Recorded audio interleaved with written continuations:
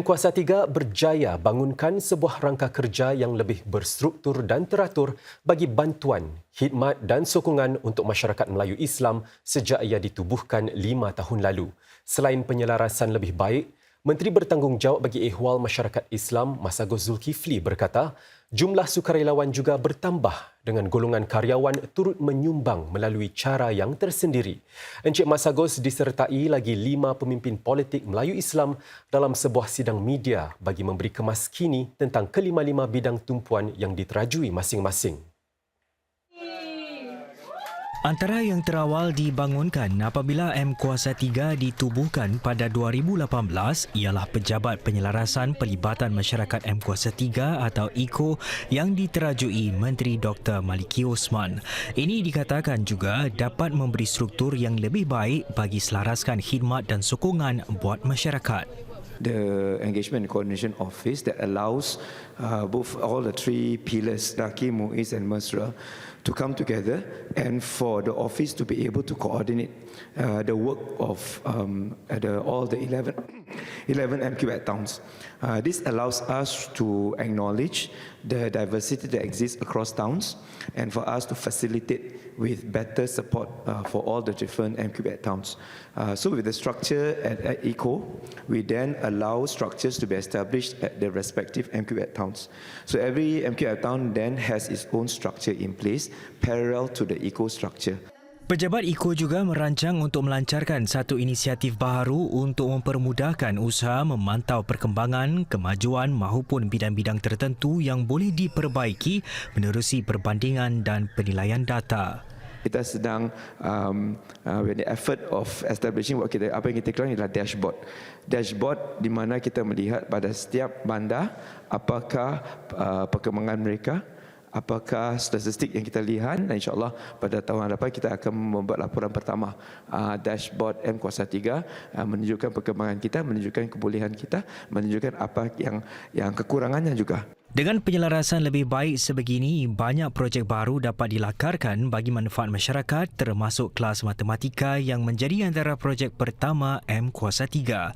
Sewaktu dirintis pada 2018, hanya 100 kanak-kanak dan 80 ibu bapa yang menyertainya. Namun jumlah itu sudah meningkat berlipat kali ganda. Dalam 9 bulan pertama tahun ini, KMM disertai 1,300 kanak-kanak dan hampir 1,200 ibu bapa.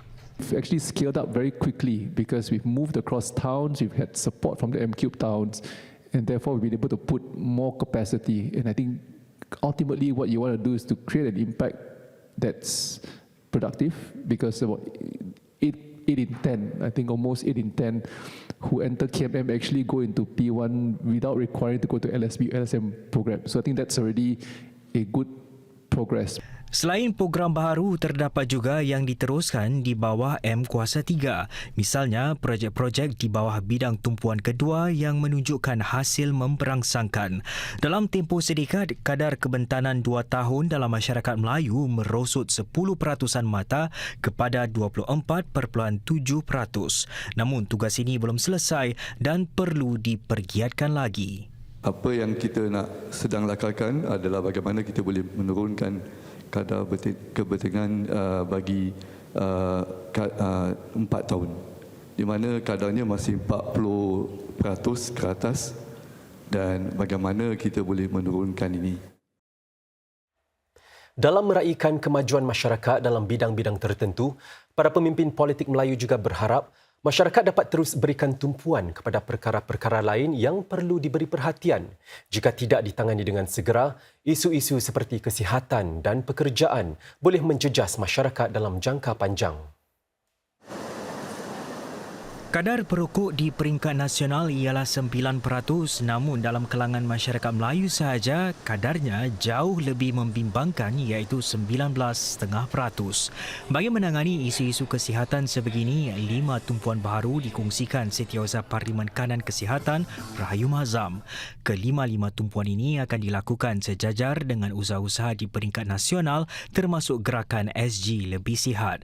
Dalam bidang pekerjaan dan daya kerja masyarakat Melayu pula, lebih banyak usaha akan digembling untuk tingkatkan kemahiran dan kesedaran masyarakat tentang peluang pekerjaan yang tersedia dalam sektor-sektor yang berkembang maju. Kita memberikan mereka kesedaran, memberikan mereka ruang kerja untuk mereka bekerja dalam sektor-sektor yang berbangun. Apa yang kita gunakan pada tahun ini ialah kita memberikan union leaders, pemimpin kesatuan untuk tampil ke hadapan, turun ke padang, membantu mereka yang memerlukan untuk melihat apakah kerja-kerja yang ada. Para pemimpin politik Melayu juga berharap masyarakat tidak akan mengabaikan isu-isu ini kerana terus terbuai oleh kejadian-kejadian di luar negara. Ini membuat masyarakat kita mungkin kurang fokus ataupun tidak mungkin berasa sesuatu itu lebih penting daripada isu-isu jangka masa panjang yang kita sebutkan. Menjadi keprihatinan kita, what keeps us awake at night, dan apa yang akan memberi kesan kepada mereka pada jangka masa panjang, bukan hanya isu yang meletup setiap sekali-sekala. Jadi walaupun kita harus prihatin tentang isu-isu itu, perlu tanganinya, dalam masa yang sama kita juga harus sibuk dan teruskan usaha dalam memastikan rangka-rangka kerja, aktiviti-aktiviti terus berjalan. Encik Mas Agus Zulkifli juga berharap masyarakat dapat kekal bersatu dan tidak membiarkan isu-isu luar dan dalam negara meretakkan perpaduan kita.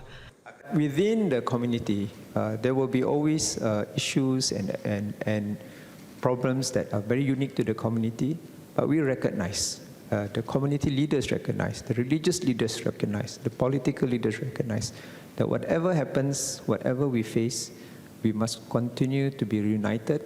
We must not be divided. Beliau juga memberi kemaskini mengenai projek wakaf masyarakat Singapura yang hampir siap. InsyaAllah setahun depan kita sudah akan memulakan proses untuk menggubal amla, membolehkan MUIS untuk mewujudkan wakaf masyarakat Singapura dan membolehkan kita memberikan sumbangan bagi mereka yang mahu menyumbang kepada aset masyarakat masa-masa akan datang. WMS akan digunakan bagi menyokong pembangunan masyarakat Melayu Islam dalam jangka panjang. Kawasan undi kolam air memperkenalkan beberapa inisiatif baru untuk upcycle, iaitu menggunakan semula bahan buangan untuk dijadikan produk baru yang lebih berkualiti. Menerusi kaedah itu, ia mahu menggalak penduduknya supaya membina sebuah masyarakat yang lebih mampan. Langkah-langkah mesra alam itu dipaparkan semasa lawatan Menteri Pembangunan Sosial dan Keluarga Mas Agus Zulkifli ke kawasan undi kolam air siang tadi. Antara inisiatif yang dijalankan termasuk mengubah pakaian-pakaian lama menjadi barangan baharu seperti beg beli belah. Selain itu, jualan amal barangan terpakai juga diadakan dan hasilnya digunakan untuk membantu pelajar dari keluarga memerlukan. Dan setiap 3 bulan, para penduduk dan rakan masyarakat memberi sumbangan makanan serta barangan keperluan lain untuk membantu sekitar 300 keluarga bergaji rendah. Demi mengelak pembaziran, penduduk dibenar memilih barangan yang mereka inginkan. Saya berbesar hatilah kerana ramai yang tampil ke hadapan untuk bersama kita dalam kegiatan-kegiatan kita. Penting untuk kita mengadakan program-program sebegini.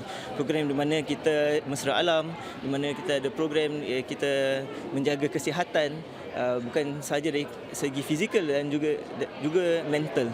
Dan saya rasa ini adalah penting untuk kita menjadi satu masyarakat yang prihatin antara satu sama dengan lain. Alright, here we go.